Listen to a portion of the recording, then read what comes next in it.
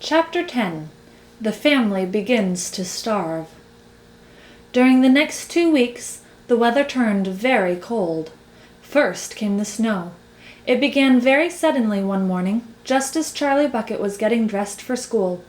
Standing by the window, he saw the huge flakes drifting slowly down out of an icy sky that was the color of steel. By evening, it lay 4 feet deep around the tiny house, and Mr. Bucket had to dig a path from the front door to the road. After the snow, there came a freezing gale that blew for days and days without stopping. And oh, how bitter cold it was!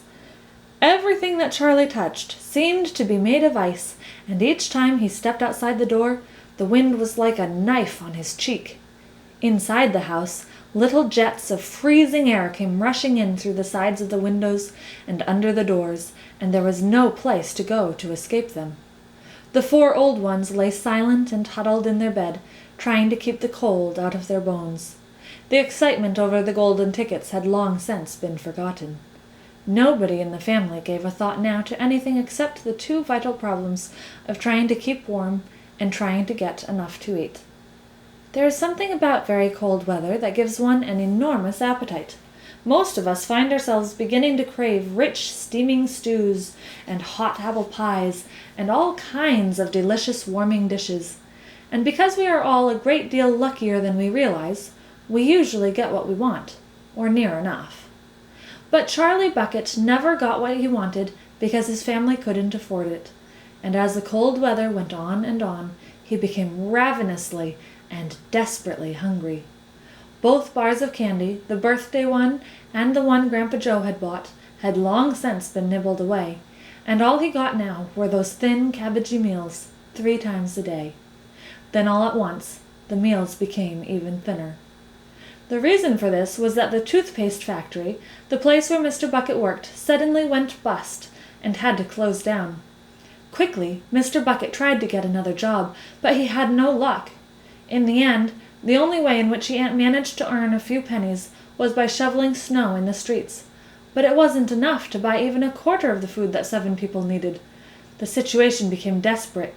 Breakfast was a single slice of bread for each person now, and lunch was maybe half a boiled potato. Slowly but surely, everybody in the house began to starve. And every day, little Charlie Bucket, trudging through the snow on his way to school, would have to pass Mr. Willy Wonka's giant factory. And every day, as he came near to it, he would lift his small pointed nose high in the air and sniff the wonderful sweet smell of melting chocolate. Sometimes he would stand motionless outside the gates for several minutes on end, taking deep, swallowing breaths, as though he were trying to eat the smell itself. "That child," said Grandpa Joe, poking his head up from under the blanket one icy morning, "that child has got to have more food. It doesn't matter about us. We're too old to bother with. But a growing boy! He can't go on like this. He is beginning to look like a skeleton." "What can one do?" murmured Grandma Josephine miserably. "He refuses to take any of ours. I hear his mother tried to slip her own piece of bread onto his plate at breakfast this morning, but he wouldn't touch it. He made her take it back." "He's a fine little fellow," said Grandpa George. "He deserves better than this." The cruel weather went on, and every day Charlie Bucket grew thinner and thinner. His face became frighteningly white and pinched. The skin was drawn so tightly over the cheeks that you could see the shapes of the bones underneath. It seemed doubtful whether he could go on much longer like this without becoming dangerously ill. And now, very calmly, with that curious wisdom that seems to come so often to small children in times of hardship, he began to make little changes here and there in some of the things that he did, so as to save his strength. In the mornings, he left the house 10 minutes earlier, so that he could walk slowly to school, without ever having to run. He sat quietly in the classroom during recess, resting himself, while the others rushed outdoors and threw snowballs and wrestled in the snow. Everything he did now, he did slowly and carefully, to prevent exhaustion. Then one afternoon, walking back home with the icy wind in his face, and incidentally feeling hungrier than he had ever felt before, his eye was caught suddenly by a piece of paper that was lying in the gutter, in the snow. The paper was of a greenish color, and there was something vaguely familiar about it. Charlie stepped off the curb and bent down to examine it. Part of it was buried under the snow, but he saw at once what it was.